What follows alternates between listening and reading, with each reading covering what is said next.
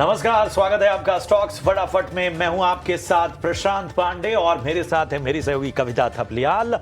और अगले आधे घंटे बहुत ही फटाफट होने वाले हैं। जी हां, फटाफट अंदाज में तमाम स्टॉक्स पर बात होगी, सेक्टर्स पर बात होगी, अहम खबरों पर नजर रहेगी, कुछ स्पेशल सेगमेंट भी लेकर आपके सामने आएंगे। लेकिन कविता, बाजार में रिकवरी कॉन्फिडेंस नहीं दे रही है। बिल्कुल। और बाजार जो है एक दायरे में घूमता हुआ हमें दिखाई दे रहा है। जहां तक लेवल्स की बात है, अभी भी हम देख रहे हैं काफी सपाट कारोबार होता हुआ दिखाई दे रहा है।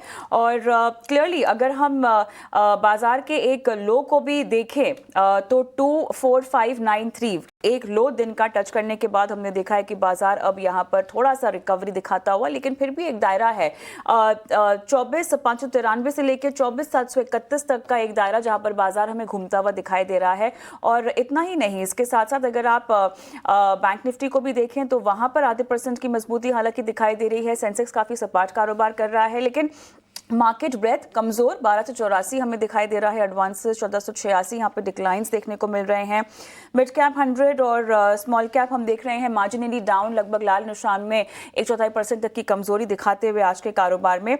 सेक्टर स्पेसिफिक एक्शन भी जस का तस फिलहाल बनता हुआ दिखाई दे रहा है। ऑटो काफी फ्लैट लेकिन हरे निशान में, आईटी मार्जिनली अप है, पीएसयू बैंक लेकिन लगातार रफ्तार में। तमाम काउंटर्स भी हम देख रहे हैं कि बेस्ट परफॉर्मेंस की लिस्ट में इनका नाम शामिल है। 1.5% इंडेक्स भी हम देख रहे हैं कि ऊपर है। इसके अलावा फार्मा, एफएमसीजी में लगातार दबाव है। मेटल्स यहाँ पे चमकते हुए दिखाई दे रहे हैं, बेस मेटल्स में खासतौर से कॉपर की बेहतरीन डिमांड के चलते। और ओवरऑल हम देख रहे हैं कि बाजार में नर्वसनेस साफ तौर से काबिज है, लेकिन आगे अब अहम सपोर्ट लेवल्स बाजार के लिए जो 24,600 बताया जा रहा है उसको डिफेंड करने की लगातार कोशिश और वहां पर कामयाबी। लेकिन हमारे साथ खास मेहमान भी जुड़ते हैं, उनके साथ बातचीत करते हैं। ग्लोब कैपिटल के गौरव शर्मा हमारे साथ जुड़े हुए हैं। गौरव, हाय आफ्टरनून, स्वागत है आपका स्टॉक फटाफट में। और इमीडिएट सपोर्ट लेवल जिसके नीचे हमने बाजार को जाता हुआ देखा, लेकिन तुरंत एक रिकवरी भी आ गई। अब नया सपोर्ट इस तर्ज पर, इस चाल पर आपको क्या दिखाई दे रहा है? Thanks for having me on the show. तो आपने सही बताया, मैं आपका कमेंट्री सुन रहा था दैट बाजार में बिल्कुल ही एक दायरे में ट्रेड कर रहा है। कल का सेशन भी ऐसा ही था, एक लो मूवमेंट, और आज के सेशन में भी वही कंटिन्यूटी होते हुए दिखाई दे रही है।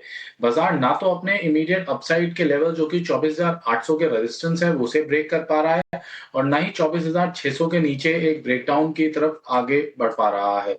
देयरफॉर इसी वजह से हमने एक फ्लैटिश मार्केट ब्रेथ भी देखी है। मिड और स्मॉल कैप इंडाइसेस में कोई खास मूवमेंट नहीं है। अगर बाकी सेक्टर फ्रंट पे बात करें तो majorly it is PSU banking stocks जो एक अच्छा अपमूव दिखा रहे हैं, और उसके साथ में मेटल्स हैं। तो आज सुबह के जो हमारा शो था खरा सौदा, उसमें मैंने मेटल और पीएसयू बैंक पे भी कॉन्सेंट्रेट किया था, उन्हीं पे दाव लगाया था, और अभी भी मैं यही उम्मीद कर रहा हूं कि इन दोनों पैक में अभी बाइंग कंटिन्यू रहेगी। ये है बाजार पर एक विस्तृत नजरिया आपको मिलता हुआ गौरव की तरफ से। अब फटाफट अंदाज में, अब इस वक्त की जो बड़ी खबरें नहीं है, स्टॉक्स अपने न्यूज की वजह से किस वजह से चर्चा में है उसको लेकर आते हैं। सबसे पहले डीसीबी बैंक पर चर्चा करते हैं। डीसीबी बैंक, आगा खान फंड के शेयर खरीदने की आरबीआई से मंजूरी मिली है। 61 लाख शेयर खरीदने की आरबीआई से मंजूरी दी गई है, और इस खबर का इंपैक्ट जो है वो डीसीबी बैंक पर नजर आता हुआ 2.25% मजबूत इस वक्त डीसीबी बैंक का। तो फटाफट अंदाज में गौरव बताइए, डीसीबी बैंक पे क्या राय बन रही है? इस खबर का इंपैक्ट तो नजर आ रहा है। जी बिल्कुल, आज इस न्यूज के बाद एक ब्रेकअवे गैप के बाद शेयर में ओपनिंग हुआ, और उसके बाद हायर लेवल्स पे सस्टेन भी कर पा रहा है। 2.25% के गेन्स के साथ ये स्टॉक ट्रेड कर रहा है। लेकिन अभी ओवरऑल मैं फॉर्मेशन की बात करूं तो उसमें मुझे कुछ खास ऑप्टिमिज्म नहीं नजर आ रहा है। 130 का एक अच्छा रेजिस्टेंस लेवल है स्टॉक के लिए। अगर वो ब्रेक हो पाता है तो ही एक फर्दर अपमूव देखने को मिलेगा। देयर आफ्टर हम एक्सपेक्ट कर सकते हैं ये शेयर 138 से 140 की रेंज में ट्रेड करेगा, बट अंटिल देन अभी इसके अंदर कुछ खास ऑप्टिमिज्म नहीं है, अवॉइड करना चाहिए फिलहाल। ऑलराइट गौरव, यहाँ पर JSPL और यहाँ पर जो खबर आ रही है इनके हवाले से क्लियरली यहाँ पर ऑक्सीजन फर्नेस शुरू करने की खबर है अंगुल ओडिशा में, और साथ ही 3 MTPA क्षमता के साथ जो है इस फर्नेस को शुरू करने को लेकर जानकारी सामने आ रही है। बताइएगा, 2.5% ऑलमोस्ट हम देख रहे हैं कि 2.25% के आसपास ही ऊपर भी है JSPL पर। आपकी क्या रणनीति बेस्ड ऑन दिस न्यूज़ और टेक्निकल चार्ट्स पर? बहुत अच्छी फॉर्मेशन में है फिलहाल जिंदल स्टील। एक अच्छे कंजेशन रेंज में जिसमें ट्रेड कर रहा था उसके ब्रेकआउट पॉइंट पे ट्रेड कर रहा है। 1070-72 के अराउंड एक बार एक ब्रेच होता है तो एक फर्दर अपमूव और एक न्यू ट्रेजेक्टरी की तरफ ये शेयर आगे बढ़ेगा, और देयर आफ्टर मैं उम्मीद कर रहा हूँ इसमें 1100 का आंकड़ा भी टूटेगा और ये नए लेवल्स की तरफ आगे बढ़ेगा शेयर। बाय करने की सलाह रहेगी इस पे। खरीदारी की सलाह JSPL पे आपको मिलती हुई भारत इलेक्ट्रॉनिक्स लिमिटेड जरा लेकर आइए।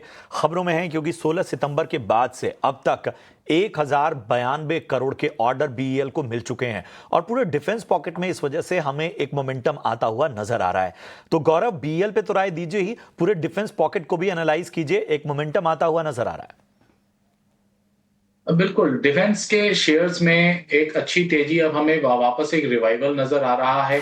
एक स्मार्ट अपमूव हमने इन स्टॉक्स में ऑलरेडी देखा था जो फेज आउट होता हुआ लग रहा था, बट अब ऐसा लग रहा है they are gaining momentum again और वापस से यहाँ से बाइंग एलिमेंट स्टार्ट हो रहा है। भारत इलेक्ट्रॉनिक्स की अगर मैं बात करूं, ये अमंग हमारे प्रेफर्ड स्टॉक्स में से है।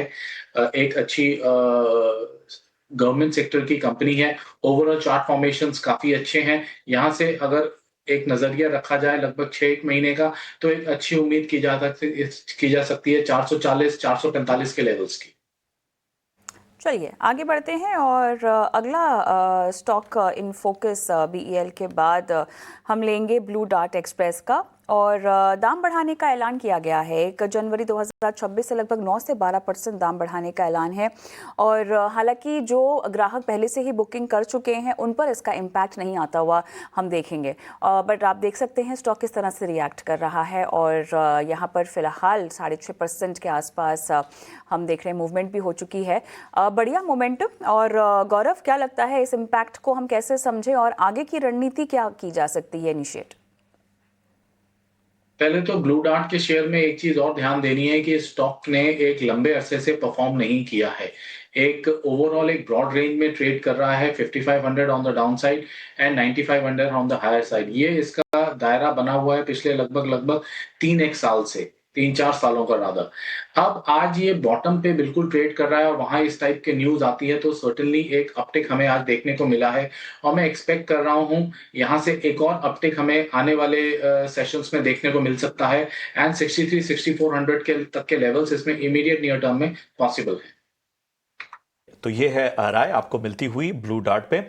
कोटक महिंद्रा बैंक का शेयर भी लेकर आइए। खबरों में है मॉर्गन स्टैनली ने जो ब्रोकरेज रिपोर्ट दी है उसमें ओवर वेट की रेटिंग बरकरार रखी है। लक्ष्य 2600 जो है वो यहां पर दिया है। हल्की तेजी हमें देखने को मिल रही है। हालांकि बैंकिंग और फाइनेंशियल्स हमेशा से इस वक्त इस बाजार में बहुत ही फोकस में रहते हैं। गौरव, बताइए कोटक महिंद्रा बैंक आपको कैसा लगता है? अभी भी मेरा प्राइवेट सेक्टर बैंक्स पे कम रुझान है। मैं PSU बैंक्स को ज्यादा प्रेफर करूंगा at the moment as well. Kotak Mahindra bank की बात करूं तो 2050 के ऊपर निकलता है तभी एक शॉर्ट टर्म ट्रेड बनेगा।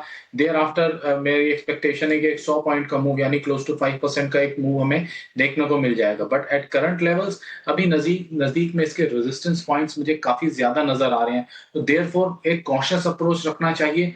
अगर किन्हीं के पास है, व्यूअर्स के पास, तो अपनी पोजीशन को होल्ड रखें 1950 के स्टॉक के साथ। ठीक है, तो सरकारी बैंकों पर जो है वो नजरिया पॉजिटिव है। कोटक महिंद्रा में लेवल्स आपको बता दिए गए, जिनके पास है वो बने रहें। चलिए यहां पर रुकना होगा एक छोटे से ब्रेक के लिए, और ब्रेक के उस पार जब लौटेंगे तो कुछ और अहम खबरों पर नजर डालेंगे। आपको फटाफट अंदाज में बाकी भी राय देंगे। बने रहिए हमारे साथ।